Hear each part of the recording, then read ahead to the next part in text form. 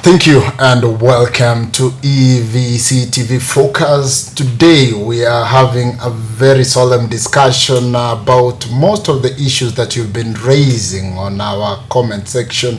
Most of you have been asking, when are you bringing us a guest who will talk about matters mental health? And trust you me, today is the D-Day. We are privileged to be joined by Madam. Welcome. Thank you so much. Kindly take this opportunity to say hi to our viewer and introduce yourself. All right. Good morning.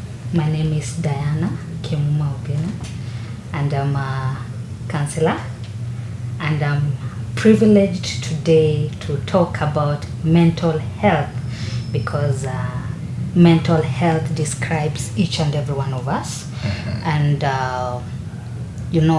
if your mental health is not okay, then generally you're not okay. So I'll be glad to take questions. I'll be glad to discuss one-on-one. Exactly. Before we even roll the ball, most people get confused when you're talking about mental health and mental illness.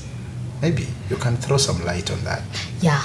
Mental health is your emotional well-being, your psychological well-being, whereby mental illness is diagnosed in the hospital, because you can't wake up and you say you have mental illness. No, you must be diagnosed. Because I think it's a broad topic when we are talking about mental health, and you realize that most people out here, when they're stressed, they tend to say, I'm not mentally well. Is it true? At some point, you can't say that you can say that you are mentally not okay, but at some point if you feel like the mental health is not okay, you have to visit a health center for you to prove it. And when we just talk about mental health generally, your emotional well-being, what you think about, your circle, your social circle. Yes. So when you're talking about mental illness, which you said that can be diagnosed in a hospital, what are some of the triggers that can make someone to have that kind of a challenge?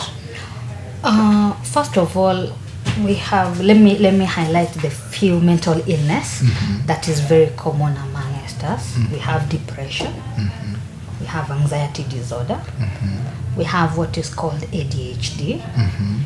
ADHD it's attention deficit hyperactive disorder. This one is whereby you find someone who is very hyperactive, who loses focus. Yes. And then we have what is called schizophrenia.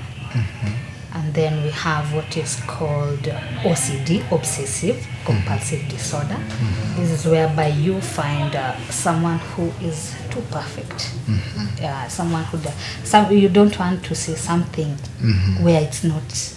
Where it's not supposed to be. So that is also it is a disorder, obsessive compulsive disorder. Wow. Yes, because you find someone is a perfectionist in everything. Mostly if you find a man who is a perfectionist, at some point I can tell he has the OCD, because you see, you don't tend to find a man who always wants to see everything straight. Yeah. You see? Yes. Just imagine, maybe for example, you go to a classroom, you find chairs arranged in a certain order and all that, and then there is this particular seat which is not okay. Then you see that someone going to correct it to make it straight in order. Yeah, you just don't want to see it. Get that? So if you are next to somebody who is a perfectionist, just know that they have a disorder. What is the remedy to that? The intervention for OCD. There's no much intervention. Is it something related to genes? Because maybe some people could be born like that in a family. Yeah, some people it's natural. And in fact, most of these people who are perfectionists, it's natural. It just comes. It comes. It just comes. They don't force it. It just. They don't leave it. We've left any disorder out? Yeah, we've said depression. We have anxiety disorder. Anxiety disorder, you know about it? Yeah. Yes, when you we'll actually we'll talk anxious. about it. Yeah, we'll talk about it now. Yes. The emphasis today is on the age bracket of 30 and below. That is roughly between 20 years, if not 18 to 30. And we don't want to dwell much above 30. We need to see, because when we're talking about issues depression, when we're talking about issues anxiety, most of the youth at that age bracket are undergoing this, and most of them could not be aware that they have such kind of disorders. What are some of the indicators, for example, before I think we'll finish with depression, we can start with anxiety disorder. What can make one know that they have anxiety disorder? All right, that's a very good question. Thank you for that. Anxiety disorder. For example, have you ever felt like maybe you're preparing for an interview? Let me give you an example of an interview. And then you can't sleep. You're awake. Your mind is full of questions like, what am I going to get? How is the interview going to be? Yeah? Like, for example, just an example of how like this one. Yeah, how I was preparing to come and all that. Yeah? Yes. At some point I had that anxiety. Yeah. At some point, but now I cleared it by preparing. Yeah. Right? So this anxiety disorder, I can say at some point the youths are so eager in so many ways. And remember, this life is a roller coaster. We are always anxious to see what happens next. Yeah. What will happen? If I do this, what will happen? Yeah, sure. If I do ABCD, what will happen? But there are these people who sincerely suffer the anxiety. It's too much in them. Yes, it's too much in them that they'll have to go to the hospital. If somebody has a lot of anxiety, could we say that they have traumas, or it's something different? At some point, yeah, because the trauma we have what is called, there's a condition called PTSD, post-trauma disorder. This is whereby someone is suffering some things that happened long time ago. It still haunts them. Like, for example, let me just give an example. There is this I watched news yesterday, and then there was this issue of the Shakahola. Yeah, the grave diggers. Yes. Sure. I don't know if you watched. I did. Yes. So imagine someone dreaming that about this person. Even the smell, the scent. It starts from the mind. It starts from the mind. That is a trauma. All right. That these people need to go through therapy. They need help. Okay. Yeah. So at some point, these anxieties are also made through these past things. What happened? Yeah. They fear of unknown. Yes. Yeah, because once someone has so much anxiety, one at some point maybe he or she fears what will happen next through the experience that they've already had. Yeah, exactly. Getting it? We have the fear of unknown. He or she is anxious. What are the outcomes of A, B, and C? Yeah. Yes. That is, if I may ask it. Yes. When you're talking about anxiety and these post-traumatic PTSD. Yeah, PTSD, post-traumatic disorder. Yes. Now, when we're looking at that, and we have seen people treat other people through the experiences that they have undergone. Some tend to isolate themselves, maybe become introverts. Literally, they were never born introverts, and somebody just decides now, Mimi, I feel like the space is not safe. Sure. I need to be alone. And we've seen such kind of actions change people's behavior. So this anxiety disorder and the PTSD, could it bring about or change somebody's behavior for good for a long time? Yes. And create an impact in character change? Yes, there is what is called cognitive behavioral change. Yes, so it's very possible that the anxiety and this PTSD can bring a permanent change in your behavior. Yeah. Yes. Now, for example, the incident that I've just said about the Shakahola thing. You see, there is this particular guy who said that he used to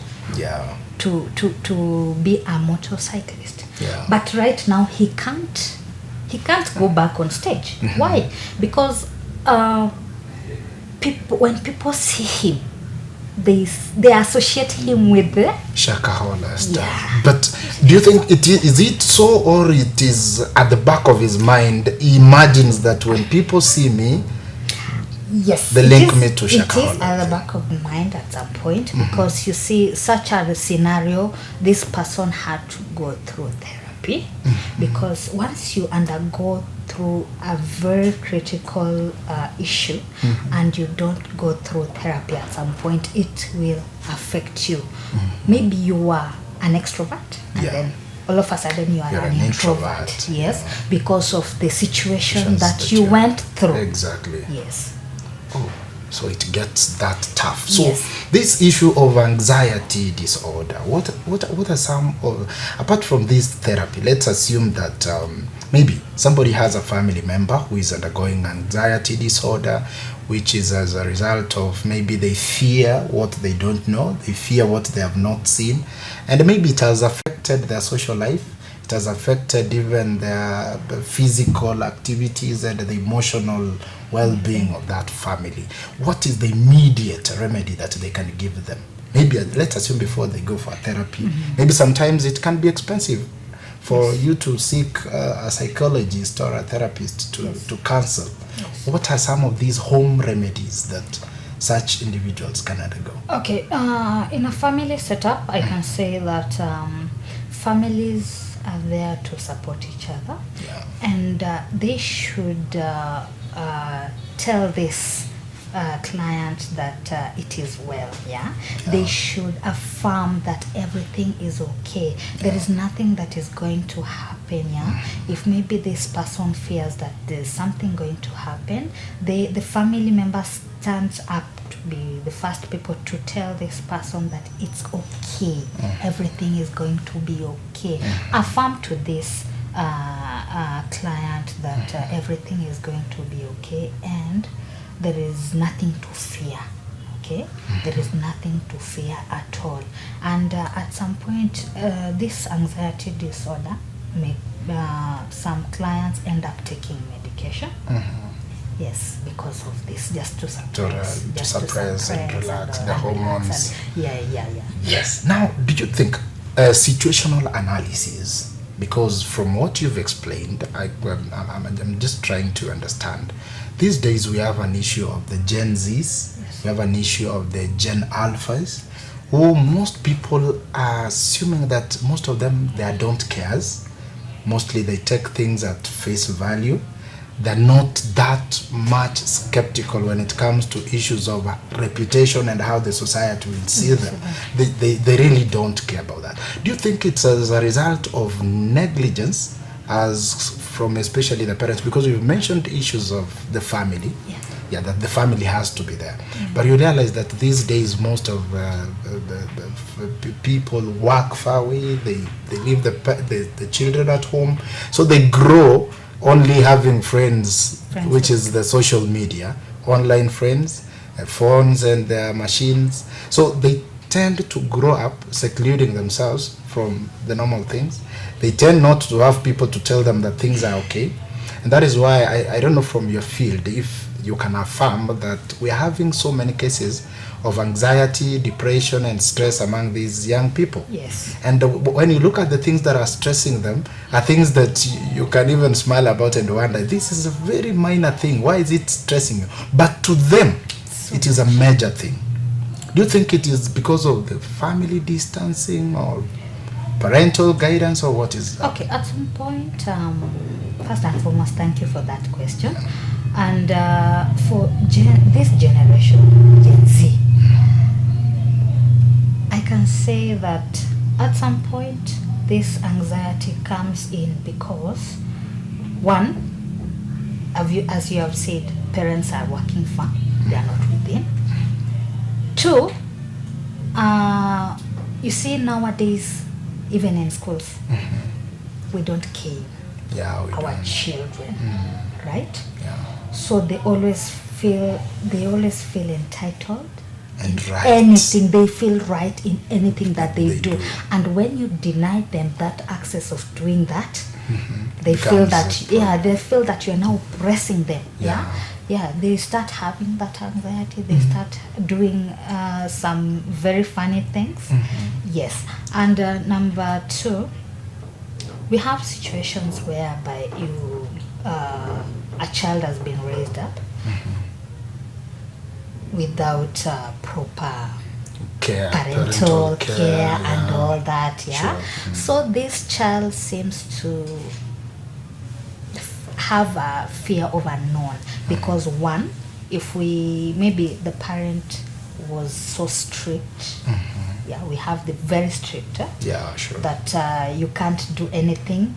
We have strict parents who, when they say this is this, you have no say. It's a one-way communication, right? Sure. Yes, and it's not good. It's not good. And then we have these parents who don't care. The I don't care ones.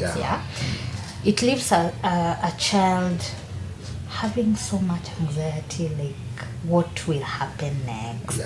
How will these are the children that in the society will find them, they've just neglected themselves, and then they have so much anxiety in them because they don't know what tomorrow might hold for them. Sure.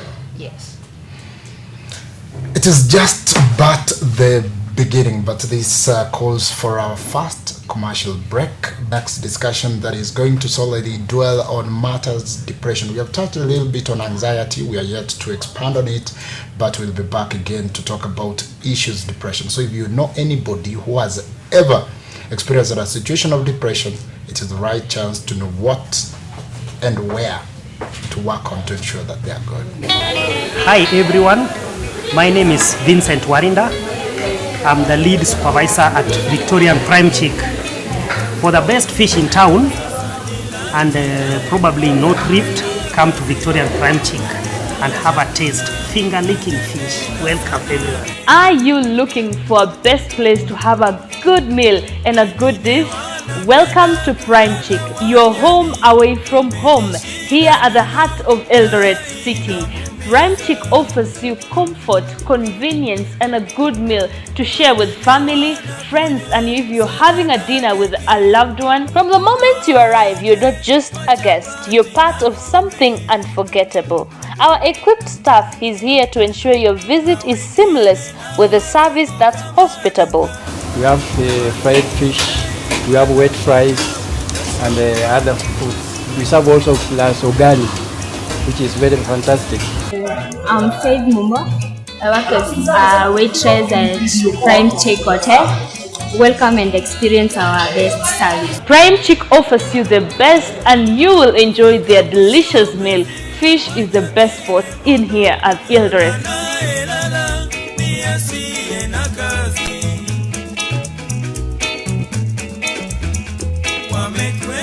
We are located along Kenyatta Street, opposite Transmart, here in Eldoret City.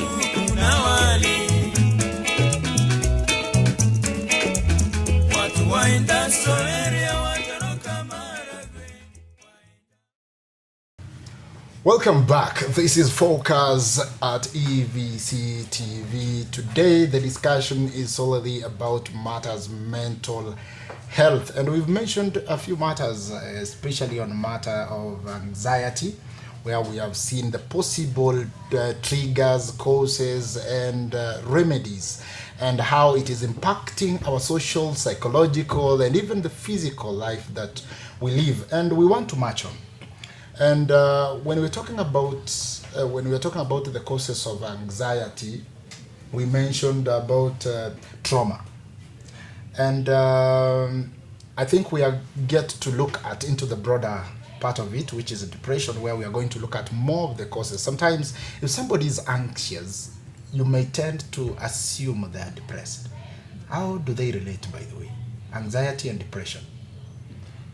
Okay, anxiety, as I had explained it earlier, is the fear of unknown, right? Unknown. Yes, while depression, this is all about the change of mood, Yeah, mood change of swings and all that, yes. And the condition that is describing that well is the schizophrenia. Schizophrenia is a disorder whereby it's all about mood, changing of moods. All right. So, again, back on the Gen Z stuff, do you think that anxiety is one of the reasons that led our Gen Zs to lead to the streets in June 2024?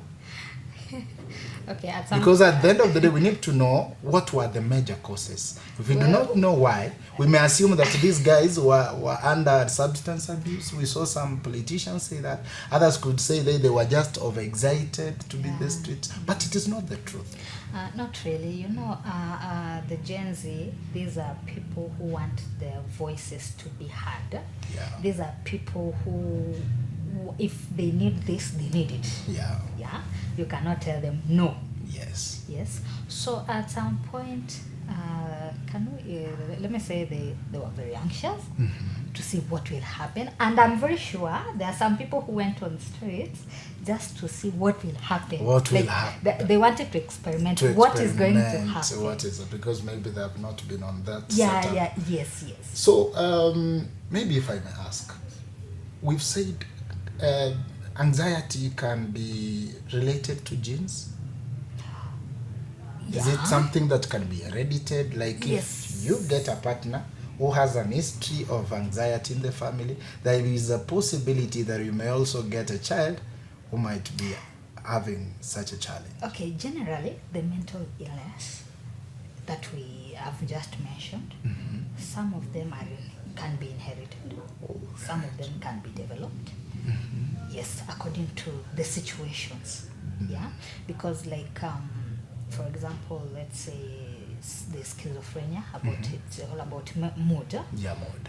Yes, if it is lying in the family at some point, it can. Yeah. Just a quick one. Yes. Can the trauma, the PTSD? Yes, can it be also inherited? Not really, because you know, for the PTSD, it's about an event that's happened to an individual. So that makes the difference. That one for inheritance, it's not easy. It's not easy. Now let's sink onto depression. Most people out here say, oh, you know, I'm depressed, my friend is depressed. And sometimes from my own personal analysis, I feel like somebody is just stressed normally because they lacked some cash for supper. And because of that hunger and stress, they feel like they're depressed. So we really need to understand clearly, what is this depression? What is the relationship between stress and depression and even anxiety and these other mental disorders? Okay, first of all, thank you so much for that question. One, stress leads to depression. That is one thing I want you to know today. Because I can have some stress just now. I clear it, I'm done. All right. But we have the constant stress. It keeps on recurring. It will lead to what is called depression. Because stress is normal, very normal, and stress shapes us as an individual, right? Yes, stress helps you to overthink. Stress helps you to be creative. Stress helps you to move from that seat that you're seated to another seat, yeah? But if this stress is persistent, this stress is it's making you lose sleep, you're just not you're not normal, it can lead to depression. And before you know it, you'll be deep into depression. Yes, so for stress, you just need to seek help if you need to talk to someone and all that, yeah? Yeah. Yes, and depression, we have people who are on medication. All right. because of depression. We have what is called antidepressants. They just suppress the kind of depression, whatever you're going through, like that. Alright. It doesn't. And one thing that I also want to enlighten people: this medication don't really clear away your. They don't cure or They rather don't. treat Yes, completely. yes. We have those that are treated completely. We have those that are just suppressed. To maintain the Just condition. suppressed to maintain the Condition. Yeah. Right. So when we're talking about depression, you've said that stress in excess can result into depression. What are some of the signs that indicators that if you see somebody behaving in this and this way, it's an indicator that this person is succumbing into depression? One, have you ever met people just talking by themselves? Someone, you're just seated and then you're talking by yourself. You're just talking by yourself. Hakuna mtu anasikia kitu unasema, si ndio? You can tell that something is not right. Because it's not normal. I find you at ATAMBO, seated in your office there, Talking to myself. just talking to yourself. Having a very serious intrapersonal communication. Yes, you're having a very serious meeting with yourself. Yes, sure. Something is not right. Yeah, that is an indicator. One. All right. Two, a loss of sleep. When you're depressed, you lose sleep severally. When these are the signs that if you see, just know that you're depressed. What if you oversleep again? Oversleeping? Not really sure, but Mostly it's losing. mostly sleep. it's losing. All right. Mostly it's losing, yeah. And then about depression.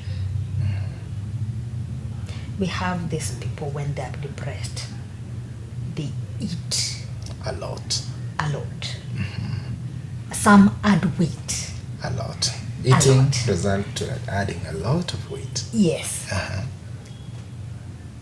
And there's another sign. Huh? I'm trying to remember. Maybe seclusion. You decide to be alone. We have this issue whereby you can get someone hallucinating, delusion, like that, through depression. They start seeing things They that start don't seeing things that you exist. don't see personally. They start saying things that you don't even understand. Hallucination, delusion, and all that. Yeah. So depression can lead to those things. You just find someone is telling you something that is out of the blues.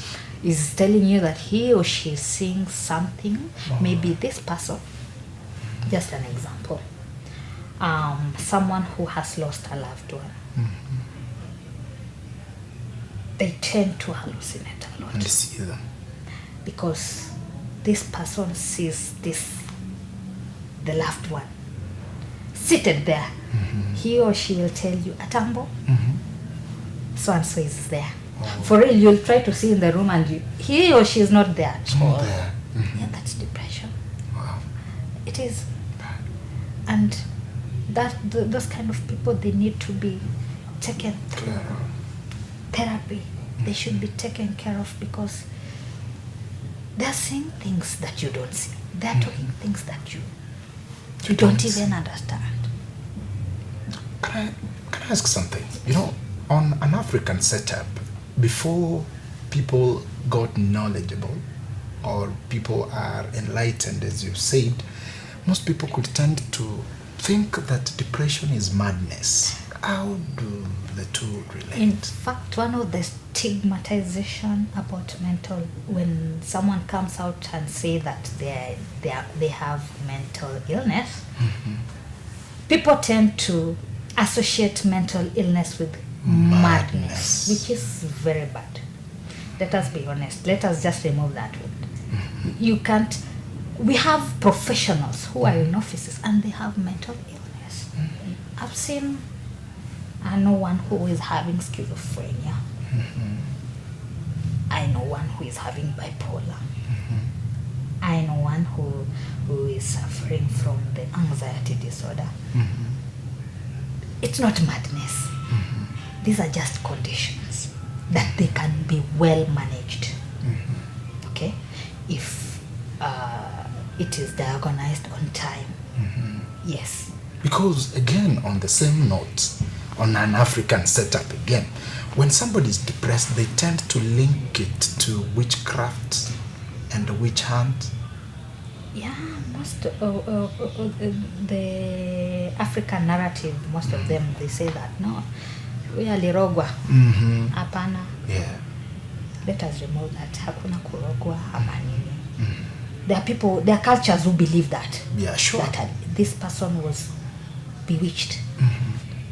But in reality, if you do your analysis well, maybe an example of PTSD, you try to go, you narrow down what happened until this person is suffering a PTSD. You'll realize that there's something happened. Can you say that person was bewitched? No. Another example about the depression that leads to hallucination and all that. This person went through something that is not good. A loss of a loved one and all that. Someone is hallucinating. Will you say that that person is bewitched? No. No. So I think it's a narrative that has to change. Most people have neglected depressed people with the notion of they want to take them to priests and waganga, witch doctors, so that they are prayed for, because they assume these people have been bewitched. At the end of the day, now that is where we are landing on the consequences that will come out of negligence of depression. I can give you one as much as I don't know, but I've seen someone who was depressed, neglected and assumed to have been bewitched, committing suicide. It's so sad. Nowadays, when you see someone who either is depressed or going through something, it is good to advise that person to seek help. Where do we seek help? In health centers. Counselors, we have therapists, a trusted person.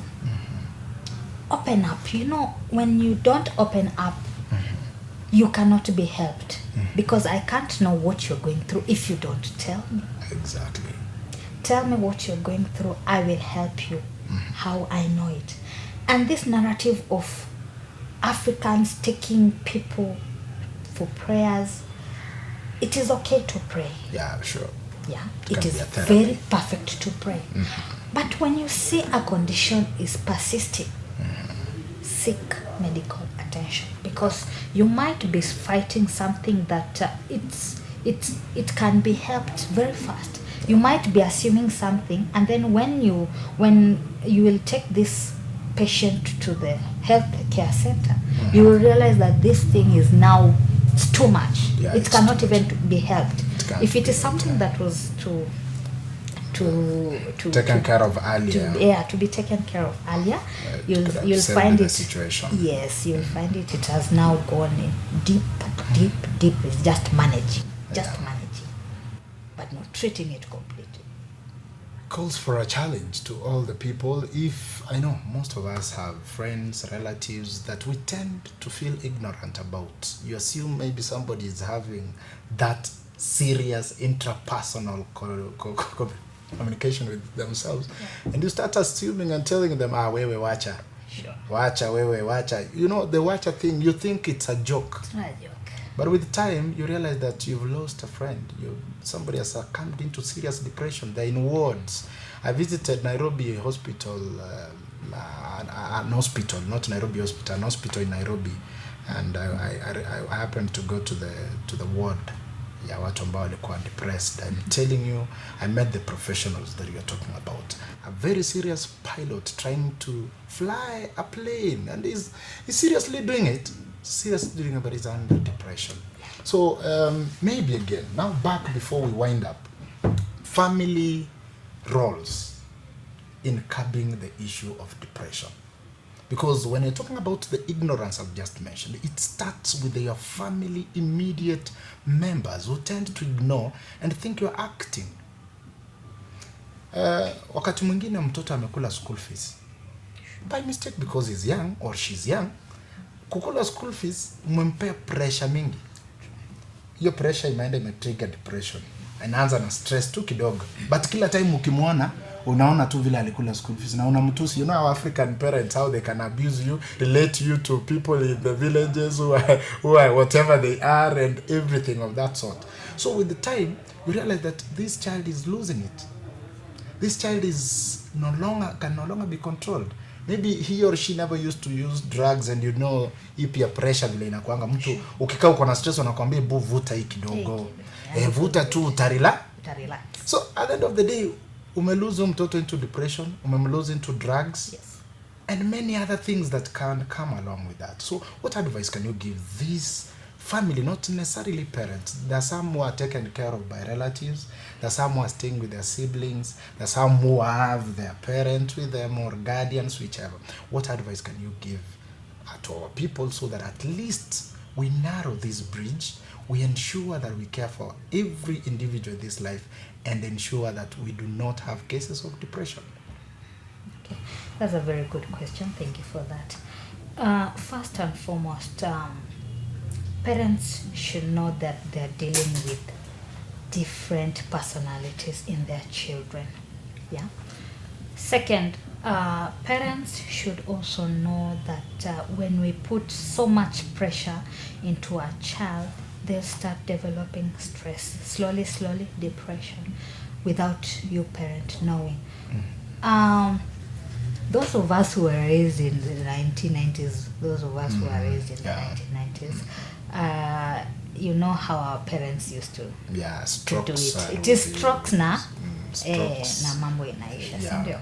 So a child who is depressed, a parent should try to bring this child close. One, show the child love.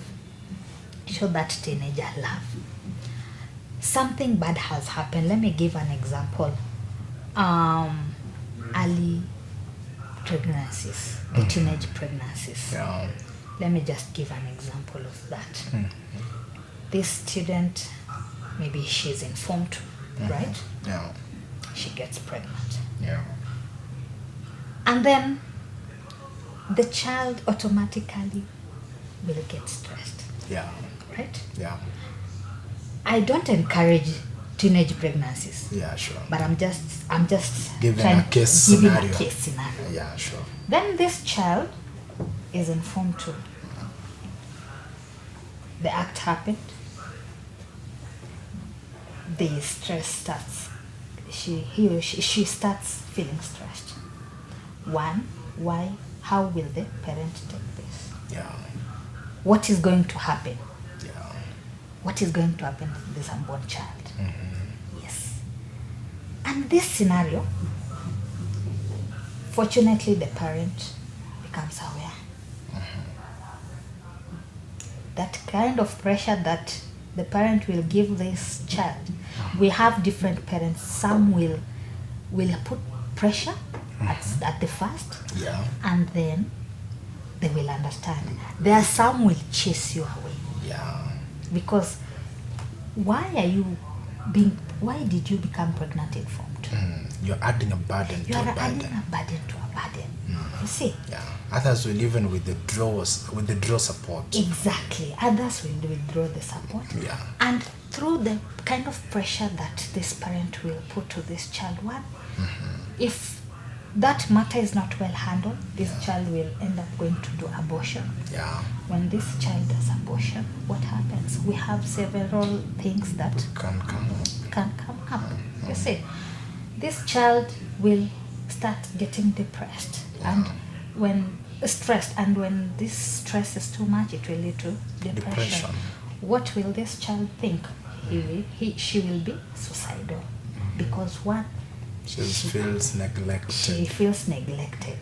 Yes. Not loved. Yes, and unwanted in the home. Yeah. And there will just be too much pressure from within. Yeah. So these parents, just look at these scenarios. The parent who really placed so much pressure until he or she chased this child out of their house.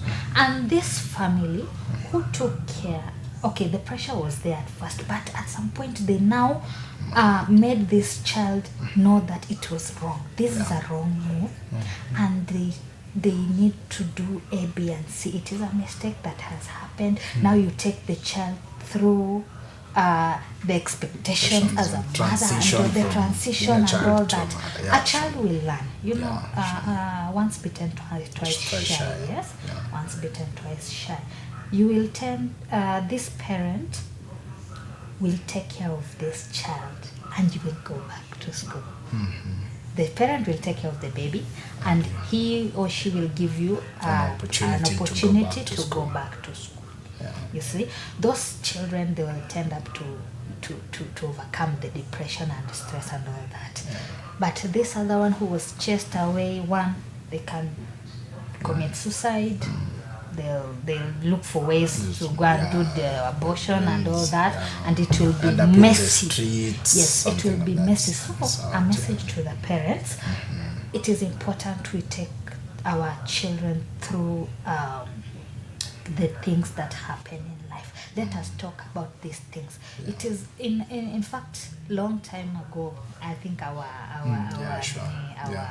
at times they never used to talk to us. They didn't talk to us. They feared. Yes, they feared talking about intimacy and all that.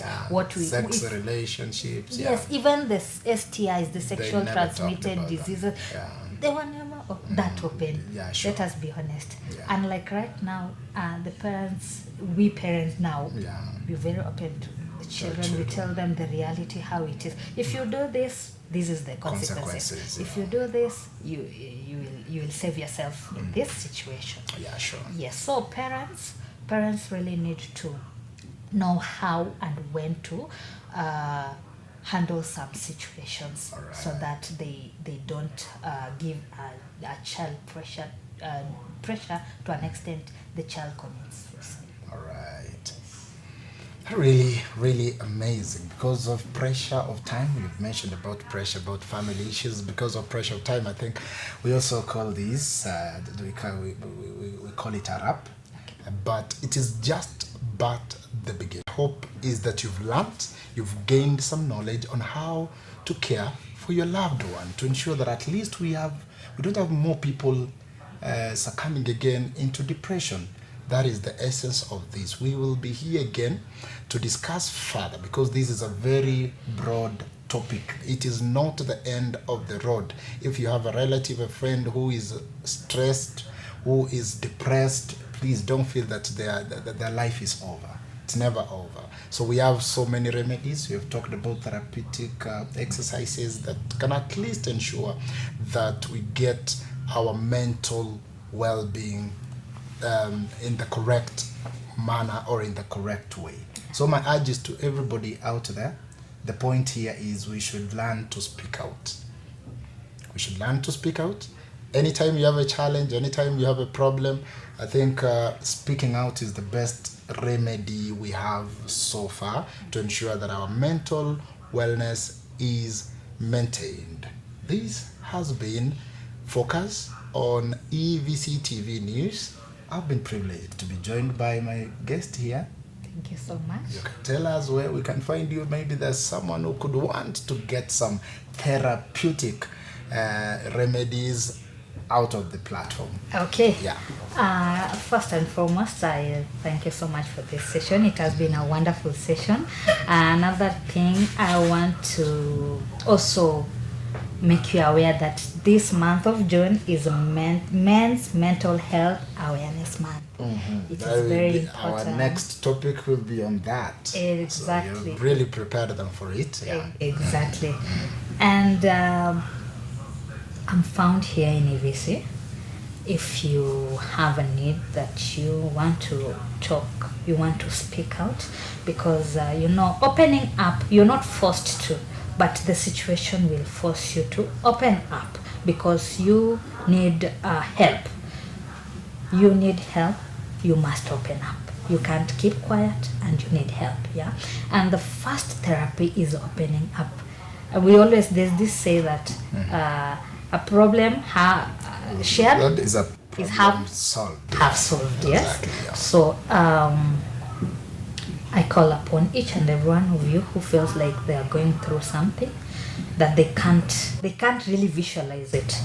Step up, come out, talk about it. It will help you know yourself better, and if it is something that can be helped, maybe in a medical center, you will be assisted. Thank you. Right, so till next time, wish you all the best as we are on this men's mental health awareness month. Ensure that a brother next to you is well mentally. I've been your host, ATAMBO JANNAI. Till next time.